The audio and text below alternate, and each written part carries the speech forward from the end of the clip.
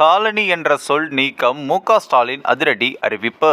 Colony என்ற சொல் ஆதிக்கத்தின் அடையாளமாகவும் தீண்டாமைக்கான குறியீடாகவும் இருப்பதால் அரசு அலுவலகங்கள் மற்றும் பொது புழக்கத்தில் இருந்து நீக்கப்படும் என முதலமைச்சர் மு.க. ஸ்டாலின் அறிவுறுத்தியுள்ளார்.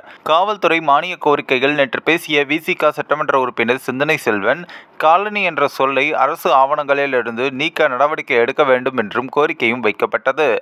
இன்று பதிலுரையில் முதலமைச்சர் மு.க. ஸ்டாலின் காலனி என்கின்ற சொல் ஆதிக்கத்தின் அடையாளமாகவும் தீண்டாமைக்கான குறியீடாகவும் மாறியிருப்பதால் இனி இந்த சொல் அரசு அலுவலகங்களில் இருந்து பொது புழக்கத்தில் இருந்தும் நீக்குவதற்கு நடவடிக்கை எடுக்கப்படும் என்றும் முதலமைச்சர் அறிவித்திருந்தார்.